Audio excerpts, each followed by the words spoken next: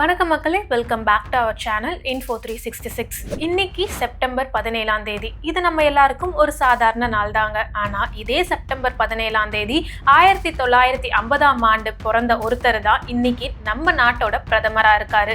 ஆமாங்க, நரேந்திர மோடி அவரோட பிறந்த நாள் தான் இன்னைக்கு. ஒரு சாதாரணமாக குஜராத்தில் டீ வித்துட்டு இருந்த ஒரு நபர் நாட்டோட பிரதமர் ஆவாரா அப்படின்னு கேட்டிங்கன்னா இப்போ வரைக்கும் நிறைய பேருக்கு அது ஒரு கொஸ்டின் மார்க்காக தான் இருக்கும். ஆனால் அது சாத்தியம் அப்படின்னு ஒரு மிகப்பெரிய இன்ஸ்பிரேஷனா இருக்கக்கூடியவர் தான் நரேந்திர மோடி அவர்கள் நம்ம நாட்டோட பிரதமரா இருக்காரு. சோ அவர் கடந்து வந்த பாதைகளோட சின்ன ஜிஸ்ட் தான் இந்த வீடியோல நம்ம பார்க்க போறோம். இந்த மாதிரி இன்ஃபர்மேட்டிவ் அண்ட் இன்ட்ரெஸ்டிங்கான வீடியோஸ் பார்க்கணும்னு நினைக்கிறீங்கன்னா அது என்னவா இருக்கு அப்படின்றத கமெண்ட் பாக்ஸ்ல ஷேர் பண்ணுங்க. இப்ப இந்த வீடியோக்குள்ள போலாம். இது Info 366. 1950 செப்டம்பர் 17ஆம் தேதி குஜராத்ல இருக்கக்கூடிய வத்நகர் அப்படின்ற ஒரு சின்ன கிராமத்துல பிறந்தவர் தான் நம்ம நாட்டோட பிரதமரா இருக்கக்கூடிய நரேந்திர மோடி அவர்கள்.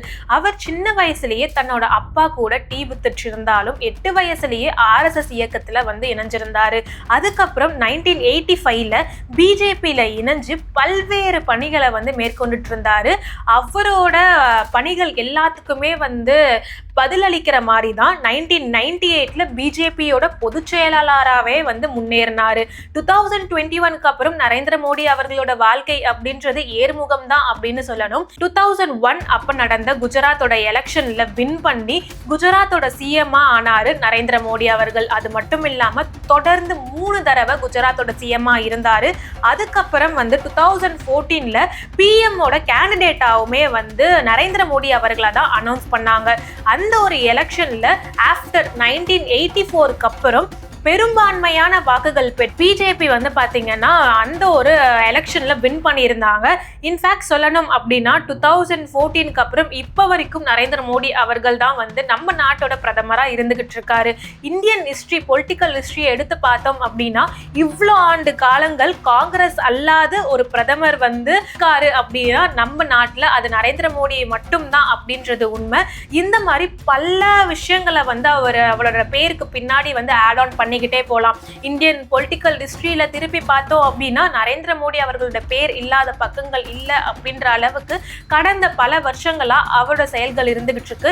என்னதான் இவரோட ஆட்சி காலத்திலையும் சரி, பிரதமரா இருக்கும் போதும் சரி, எந்த மாதிரி மறைமுகமான விமர்சனங்களும் நேர்மறையான விமர்சனங்கள் இருந்தாலுமே இந்தியாவை ஒரு அளவுக்கு வளர்ச்சி அடைஞ்ச நாடா மாத்தினதுல மிக முக்கியமான பங்கு அப்படின்றது நரேந்திர மோடி அவர்களுக்கு இருக்கு. அப்படி இந்தியால அவர் கொண்டு வந்த சில கொள்கைகள் என்ன, சில மாறுபாடுகள் என்ன அப்படின்ற திட்டங்களை பத்தி இப்ப பார்க்கலாம். மேக் இன் இந்தியா திட்டம், Swachh Bharat mission, digital India, Ujjwala Yojana, GST implementation, removal of article 370 in Jammu Kashmir அப்படின்ற மாதிரி ஏகப்பட்ட விஷயங்களை பண்ணியிருக்காரு நரேந்திர மோடி அவர்கள்.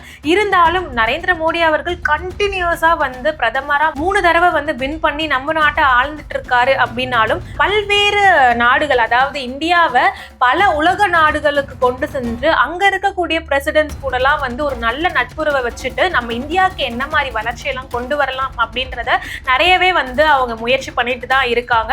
இருந்தாலும் இவருக்கு பாத்தீங்கன்னா சில மறைமுகமான நேரடியான விமர்சனங்களும் எதிர்ப்புகளுமே இருக்கு. இப்போ நடந்துட்டு இருக்கக்கூடிய இந்த பிஜேபி ஆட்சியை பத்தி என்ன நினைக்கிறீங்க?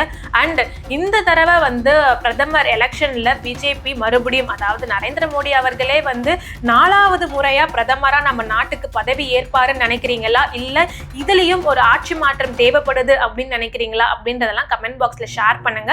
இந்த மாதிரி இன்ஃபர்மேட்டிவான வீடியோஸ்க்கு மறக்காம Info 366 சப்ஸ்கிரைப் பண்ணிக்கோங்க.